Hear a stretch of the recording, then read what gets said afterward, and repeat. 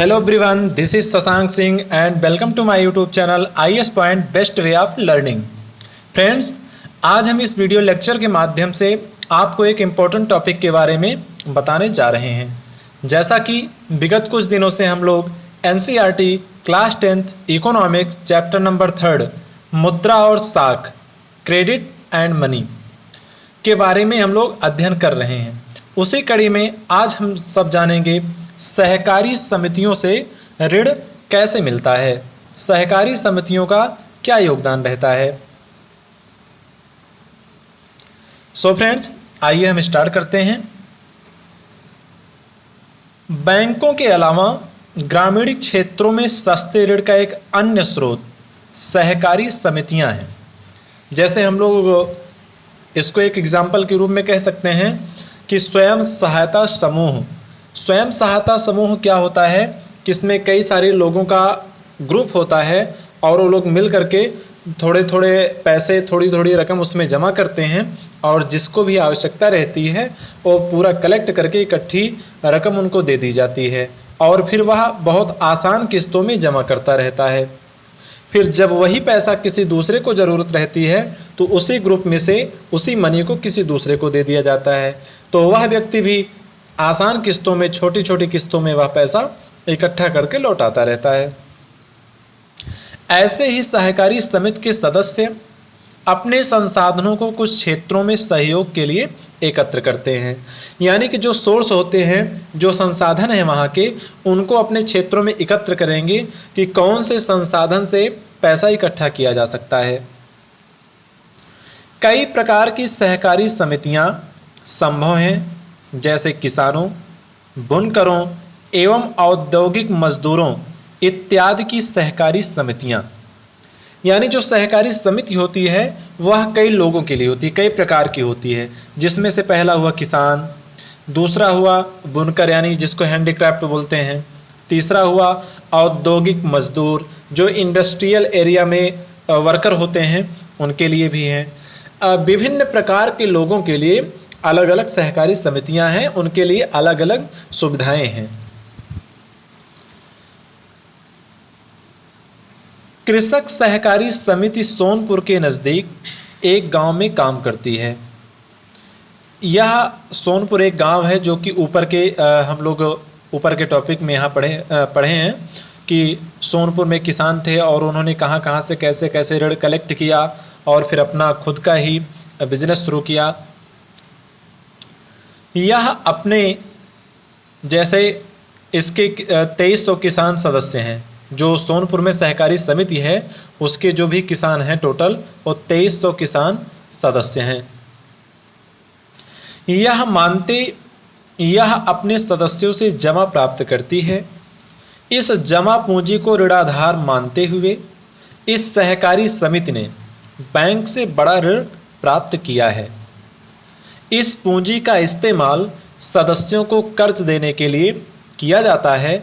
यह ऋण लौटाने के बाद कर्ज का दूसरा दौर शुरू किया जा सकता है। तो जो सहकारी समितियां होती हैं ये बैंकों से लोन लेती हैं और बैंकों से ऋण लेने के बाद ये जो भी उस समिति के सदस्य होते हैं उनको डिस्ट्रीब्यूट करती है। फिर उनसे जो पैसा इंटरेस्ट रेट पे थोड़ा बहुत मिलता है वही पैसा वो बैंकों को वापस कर देती है। फिर जब उसका इंटरेस्ट रेट आ जाता है फिर उसी इंटरेस्ट रेट के जरिए ही नए लोगों को पैसा देती रहती है। कृषक सहकारी समिति कृषि उपकरण खरीदने, खेती तथा कृषि व्यापार करने, मछली पकड़ने, घर बनाने और अन्य विभिन्न प्रकार के खर्चों के लिए ऋण मुहैया कराती है। अगर देखा जाए तो जो कृषक सहकारी समिति होती है वह आपको खेती करने के लिए ऋण देती है, खेती के साथ साथ खेती के व्यापार करने के लिए भी, जैसे मत्स्य पालन के लिए भी देती है, घर बनाने के लिए भी आपको ऋण देती है। यानी कि इसी प्रकार से अन्य जितने भी हमारे दैनिक आवश्यकता की चीज़ें होती हैं उनको पूरा करने के लिए ये ऋण उपलब्ध कराती है। आओ इन पर विचार करें। सोनपुर में ऋण के विभिन्न स्रोतों की सूची बनाइए। ऊपर के एग्जाम्पल्स आप जब रीड करेंगे उन्हीं में आपको इनका आंसर मिल जाएगा। ऊपर दिए हुए अनुच्छेदों में ऋण के विभिन्न प्रयोगों वाली पंक्तियों को रेखांकित कीजिए। सोनपुर के छोटे किसान, मध्यम किसान और भूमिहीन कृषि मजदूर के लिए ऋण की शर्तों की तुलना कीजिए। ये सारी बातें मैंने इसके पहले की वीडियो लेक्चर में भी बताई हैं। ऋण की शर्तें क्या होती हैं, कैसे कैसे मिलता है और क्या क्या प्रोसीजर होता है, ये सब कुछ मैंने आपको बता चुका हूँ। सो फ्रेंड्स, इन सारे प्रश्नों के आंसर आपको पूर्ववत उदाहरण में मिल जाएंगे। इन केस आपको नहीं मिलता है किसी भी प्रश्न का उत्तर, आप कमेंट बॉक्स में आकर के कमेंट करके अपने प्रश्नों का आंसर जान सकते हैं। नेक्स्ट टॉपिक है भारत में औपचारिक क्षेत्रक में शाख। अब भारत में जो औपचारिक क्षेत्र हैं, जैसे क्षेत्रक के बारे में तो हमने अध्ययन किया ही था कि प्राइमरी सेक्टर, सेकेंडरी सेक्टर और टर्सरी सेक्टर, यानी प्राथमिक क्षेत्रक, द्वितीय क्षेत्रक और तृतीय क्षेत्रक के बारे में हम रीड कर चुके हैं। तो जो औपचारिक और अनौपचारिक दो बातें हैं ना, तो जो औपचारिक क्षेत्रक में जो क्रेडिट है, आइए उसके बारे में हम लोग अध्ययन करते हैं। हमने ऊपर के उदाहरणों में देखा है कि लोग विभिन्न स्रोतों से ऋण प्राप्त करते हैं। एक नहीं, अनेक स्रोत हैं। बैंक है, साहूकार है, बिजनेसमैन है, सहकारी समितियां हैं, और जो बड़े बड़े किसान हैं, छोटे किसानों, मझौले किसान, उनसे ऋण लेते हैं। ऐसे ही ऋण प्राप्त होते रहते हैं। तो वी कैन से कि ऋण प्राप्त करने के, लोन लेने के डिफरेंट सोर्स हैं। विभिन्न प्रकार के ऋणों को दो वर्गों में बांटा जा सकता है। अब जो हम ऋण लेते हैं डिफरेंट सोर्स से, उनको हम टू पार्ट में डिवाइड कर सकते हैं। पहला होता है औपचारिक क्षेत्रक ऋण और दूसरा है अनौपचारिक क्षेत्रक ऋण। पहला है औपचारिक और सेकंड है अनौपचारिक क्षेत्रक ऋण। अब हम जानेंगे औपचारिक क्षेत्रक ऋण क्या होता है और अनौपचारिक क्षेत्रक ऋण क्या होता है। पहले वर्ग में बैंकों और सहकारी समितियों से लिए कर्ज आते हैं। अनौपचारिक उधारदाता में साहूकार, व्यापारी, मालिक, रिश्तेदार, दोस्त इत्यादि आते हैं। यानी कि औपचारिक जो क्षेत्र है उसमें क्या आएगा, बैंक आएगी और सहकारी समितियां आएंगी, और अनौपचारिक में आएगा साहूकार, व्यापारी, मालिक, रिश्तेदार, दोस्त इत्यादि लोग अनौपचारिक क्षेत्र में आते हैं। आलेख 1 में आप भारत के ग्रामीण परिवारों के लिए ऋण के विभिन्न स्रोतों को देख सकते हैं। क्या अधिक ऋण औपचारिक क्षेत्रक से आ रहा है या अनौपचारिक क्षेत्रक में। आइए आरेख 1 से हम कुछ समझते हैं। आरेख 1 में दिखाया गया है वर्ष 2003 में भारत में ग्रामीण परिवारों के साख का स्रोत। साख को ही हम इंग्लिश में क्रेडिट बोलते हैं। तो वर्ष 2003 में भारत में जो ग्रामीण परिवार थे उनके क्रेडिट के क्या सोर्स थे, आइए इस आलेख के माध्यम से समझते हैं। जो भूमि स्वामी थे वो 1% थे और साहूकार कितने थे, 30%। सबसे ज़्यादा अगर किसी की हिस्सेदारी थी तो वह किसकी थी, साहूकार की थी। व्यापारी 3% थे, रिश्तेदार और दोस्त 7% थे और अन्य लोग 7% थे। सहकारी समितियां 27% थी और व्यावसायिक बैंक 25% थे। तो अगर हम इसमें देखें तो सबसे ज़्यादा किस में लोग आ रहे हैं, औपचारिक क्षेत्र में या अनौपचारिक क्षेत्र में। इसका आंसर आप सभी कमेंट बॉक्स में ज़रूर बताना। नहीं आता है मैं बताऊंगा, पूछिएगा ज़रूर, कोशिश करिएगा। बहुत इजी क्वेश्चंस हैं, मैं आप सभी के आंसर का वेट करूंगा। भारतीय रिजर्व बैंक का नाम आप लोगों ने सुना ही होगा, जो कि हमारे इंडिया की करेंसीज यानी जो मुद्रा है उसका संचालन यही करती है भारतीय रिजर्व बैंक ही। सभी बैंकें भारतीय रिजर्व बैंक के अंडर में रहती हैं। जितने भी बैंक्स हैं, चाहे वो प्राइवेट हों या गवर्नमेंट हों, वो सारे बैंक्स भारतीय रिजर्व बैंक की निगरानी में ही कार्य करती हैं।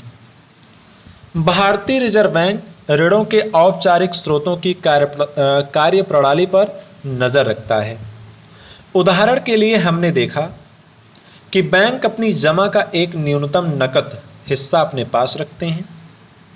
आरबीआई नज़र रखता है कि बैंक वास्तव में नकद शेष बनाए हुए है।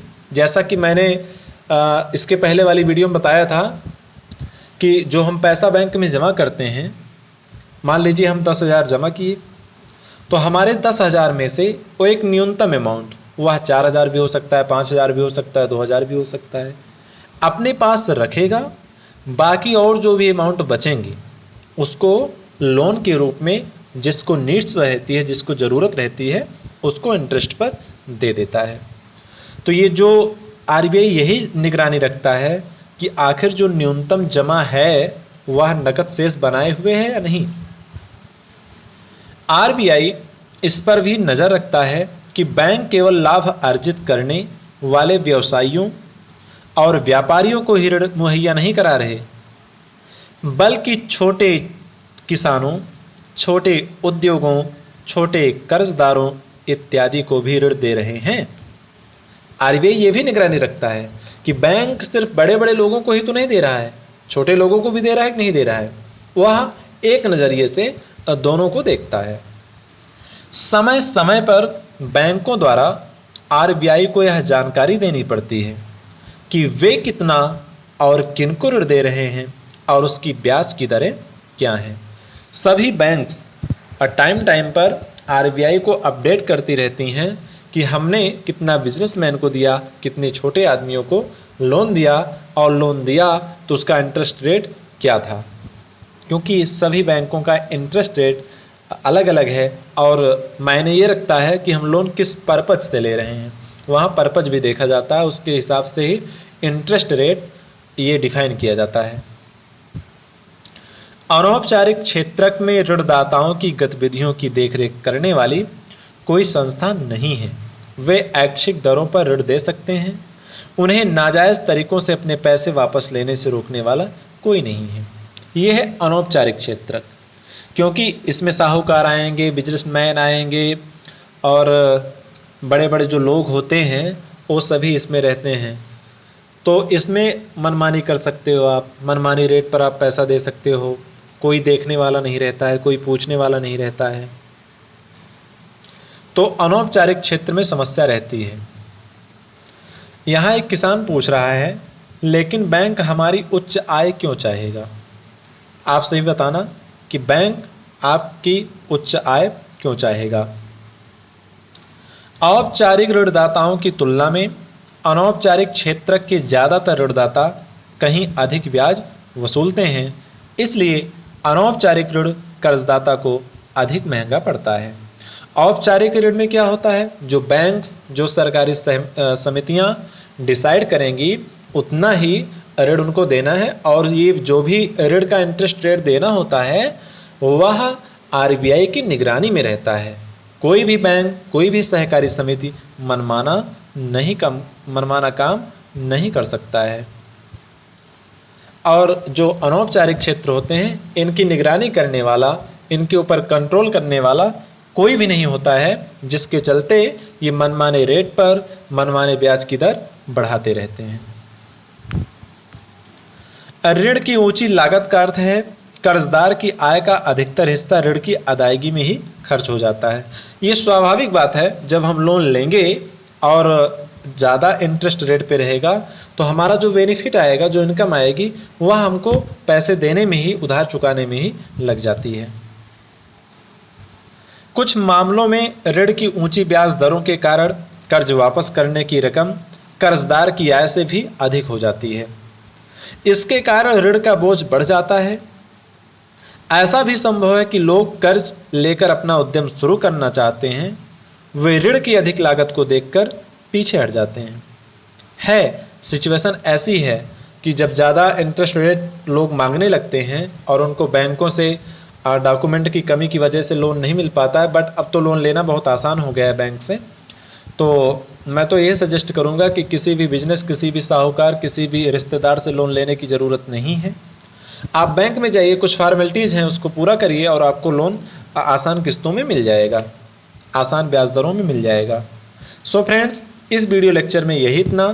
तो हमें उम्मीद है कि आप औपचारिक क्षेत्रक ऋण और अनौपचारिक क्षेत्रक ऋण के बारे में अच्छे तरीके से जान गए होंगे, समझ गए होंगे। If you have any doubt then you can clear from comment into comment box. So friends, कल हम फिर मिलेंगे एक नए वीडियो के साथ, नए ज्ञान के साथ, नए जोश के साथ। तब तक स्वस्थ रहिए, मस्त रहिए, अध्ययन करते रहिए। Thank you so much.